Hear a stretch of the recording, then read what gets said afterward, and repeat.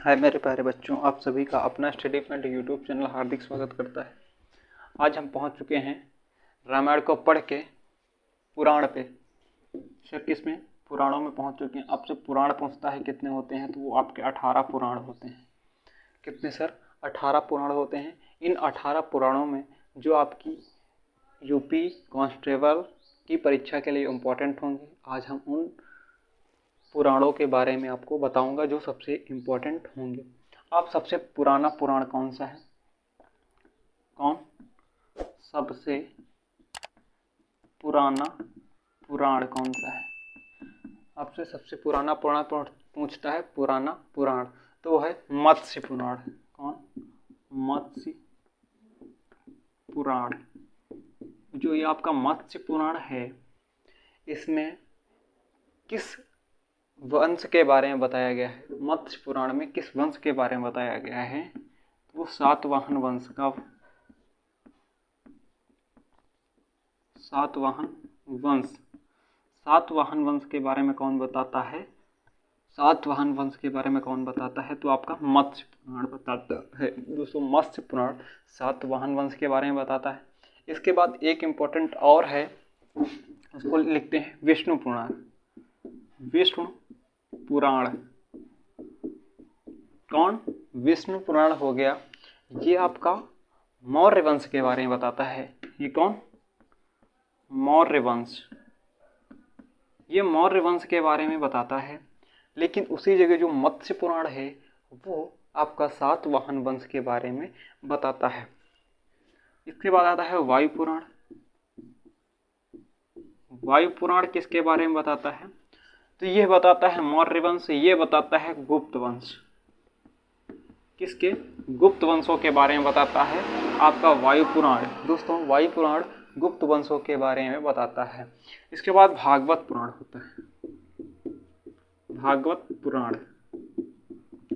यह आपका भागवत पुराण कृष्ण भक्ति के बारे में बताता है। कृष्ण भक्ति के बारे में बताता है। आपका भागवत यानी कि भगवान का नाम आ रहा है। भागवत मतलब भगवान। भगवान जहाँ आते हैं वहाँ आपका ऑप्शन दिया होगा कृष्ण भक्ति। आप तो कृष्ण भक्ति पे आपको टिक कर देना है, आपका यही होगा। ज्यारो उपनिषद। अब इसके बाद आगे चलते हैं। इतना अच्छा लगा हो तो वीडियो को लाइक कर दीजिएगा और चैनल को सब्सक्राइब करो, बेल आइकन को प्रेस कर लें ताकि हर एक क्लास का नोटिफिकेशन आप तक पहुँचता रहे। इसके बाद पढ़ते हैं ज्वालोपनिषद। ज्वालोपनिषद।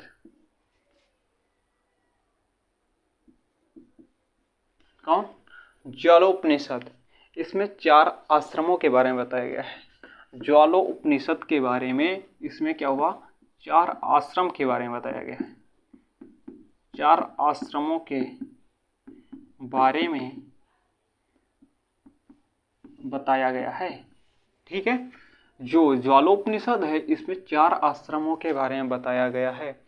सबसे पहला ब्रह्मचर्य आश्रम। चर्य आश्रम। कौन? ब्रह्मचर्य आश्रम। जब बच्चा होता है, अब ब्रह्म आश्रम किसको बोलते हैं? इंसान होगा, इंसान ही ब्रह्मचर्य आश्रम होता है। यानी कि जो एक व्यक्ति होगा ब्रह्मचार्य, वो ब्रह्मा के चरणों में लीन हो जाएगा। उसका एज होता है ब्रह्मचर्य आश्रम 0 से लेके 25 वर्ष ब्रह्मचर्य आश्रम को माना गया है। 0 से लेके 25 वर्ष तक आश्रम ब्रह्मचर्य आश्रम को माना गया है।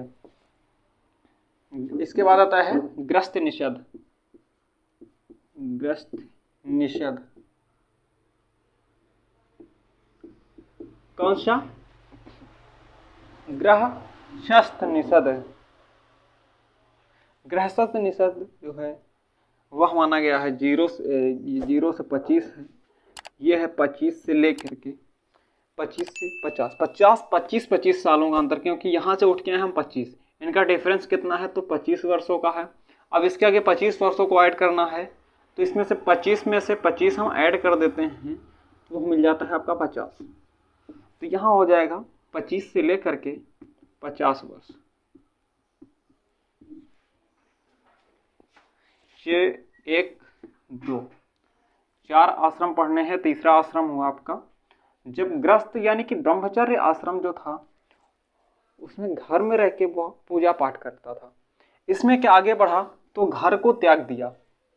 महात्मा बुद्ध गौतम बुद्ध की तरह अपने घर को त्यागना एक आश्रम है। ग्रह निषद, इस यहाँ ग्रह होगा गृहस्थ निषद।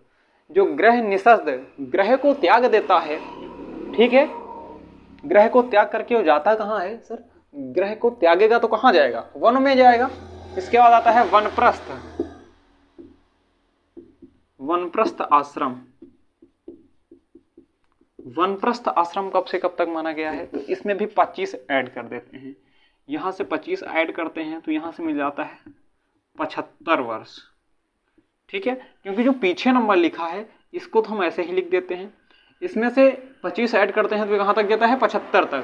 तो यह जाएगा 75 वर्ष, यानी कि यह जाएगा 50 वर्ष से लेके 75 वर्ष तक। कौन सा आश्रम बताया गया है? आश्रम के बारे में बताया गया है वनप्रस्थ आश्रम के बारे में बताया गया है। जब वनप्रस्थ हो जाएगा इसके बाद पढ़ते हैं संन्यास हो जाता है। आदमी संन्यास ले लेता है। जैसे क्रिकेट से कुछ खेलते खेलते लास्ट में संन्यास लेता है तो वह पूजा पाठ करते करते एक ना एक दिन वह लीन होते हैं और वह सन्यासी बन जाता है। जैसे वो सन्यासी बन जाता है तो यहाँ पे संन्यास आश्रम के बारे में बताया गया है, ठीक है। संन्यास आश्रम कितने के कितने तक बताया गया है? तो ये इसमें से 25 ऐड कर देते हैं, यानी कि 75 मिला था, 75 में 25 ऐड करते हैं तो मिल जाता है 100, यानी कि 75 वर्ष से लेकर के 100 वर्षों तक, यानी कि इनके बीच का जो होगा वो आपका कहलाएगा संन्यास आश्रम। कौन? संन्यास आश्रम। अब पुराण जो है इनके रचयिता कौन है? रचयिता कौन है पुराणों का? रचयिता कौन है? उग्रश्रवा है। कौन?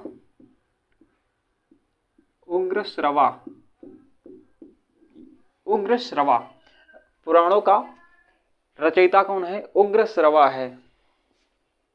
उग्रश्रवा कौन है? तो ये है लोमहर्ष का, किसका? लोमहर्ष का पुत्र है। किसका पुत्र है? ये पुत्र किसका है? तो वो लोमहर्ष का है।